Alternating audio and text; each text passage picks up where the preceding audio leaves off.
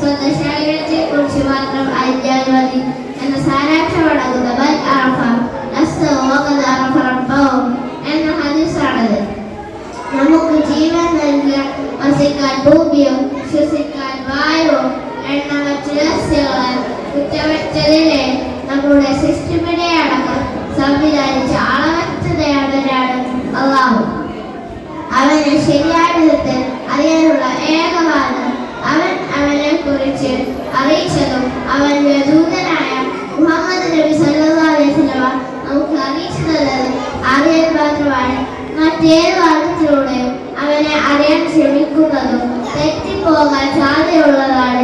പദാർത്ഥ ലോകത്തെ വല്ലതുമായിരുന്നു അവനെങ്കിൽ പരിചയങ്ങളിലൂടെ അവനെ അറിയാൻ ശ്രമിക്കാമായിരുന്നു. എന്നാൽ അവൻ പദാർത്ഥ ലോകത്തിന് അതീതനാണ്. അവന് സമാനമായ വല്ലതും ഉണ്ടായിരുന്നെങ്കിൽ അതിലൂടെയോ അവനെ അറിയാൻ ശ്രമിക്കാമായിരുന്നു. എന്നാൽ അവനെ പോലെ യാതൊന്നുമില്ല, അതുല്യമായി യാതൊന്നുമില്ല. അവനെല്ലാം കാണുന്നവരും കേൾക്കുന്നവരും അറിയുന്നവരുമാകുന്നു. അതിനാൽ അല്ലാഹുവിനെ അറിയാനുള്ള സുരക്ഷിതമായ മാർഗം അവനെ കുറിച്ച് അറിയിച്ച കാര്യങ്ങൾ അറിയലാണ്. അവനെ കുറിച്ച് നമുക്ക് ഏവർക്കും സുപരിചിതമായ സൂറത്തുൽ ഇഖ്ലാസിൽ പറയുന്നില്ലേ, നബിയെ പറയുക, അല്ലാഹു ഏകനാണ്, അവൻ ഏവർക്കും ആശയമുള്ളവനാകുന്നു. അവൻ ആർക്കും ജന്മം നൽകിയിട്ടില്ല, അവൻ ആരുടെ സന്തതിയായി ജനിച്ചിട്ടുമില്ല, തുല്യമായി ആരും തന്നെയില്ല. സൃഷ്ടികർത്താവും എണ്ണമറ്റ അനുഗ്രഹദാതാവുമായ അല്ലാഹുവിനെ അറിയാതെ മറ്റെന്ത് അറിഞ്ഞിട്ടും എന്തു കാലം സൃഷ്ടാവിനെ കുറിച്ചുള്ള ജ്ഞാനത്തെക്കാൾ മഹത്വമുള്ള മറ്റെന്ത് വിജ്ഞാനമാണുള്ളത്? അല്ലാഹുവിനെ ശരിയായ വിധത്തിൽ അറിയാത്തതാണ് വിശ്വാസങ്ങളുടെ അംഗങ്ങളിലൊക്കെ വൈദ്യുതി വ്യക്തിബുദ്ധിയിലേക്കും അധാർമികതയിലേക്കും ആളുകൾ പോകാനുള്ള കാരണം. അല്ലാഹുവിനെ കണക്കാക്കേണ്ട വിധത്തിൽ അവർ കണക്കാക്കിയിട്ടില്ല എന്ന സൂറത്ത് അസ്സുമറിലെ 67-ാമത്തെ ചൂടുകളാണ്.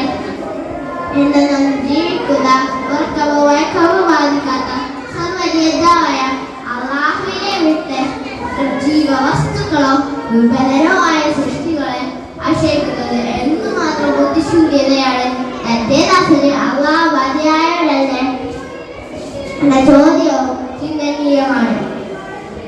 അല്ലാഹുവിനെ പരിചയപ്പെടുത്തുക വചനമെന്ന നിലയിൽ ആയത്തുൽ കുർസി എന്ന പേരിൽ അറിയപ്പെടുക സൂറത്തുൽ ബഖറയിലെ 255-ാം വചനം ശ്രേഷ്ഠത ഏറെയുള്ളതാണ്. പ്രഭാത പ്രദോഷ കീർത്തനങ്ങളിലും നിർബന്ധ നമസ്കാരങ്ങൾക്ക് ശേഷവും ശയനവേളയിലുമൊക്കെ ഇത് പാരായണം ചെയ്യാൻ നബി സല്ലല്ലാഹു അലൈഹി വസല്ലം പ്രത്യേകം അറിയിച്ചതായി കാണാം.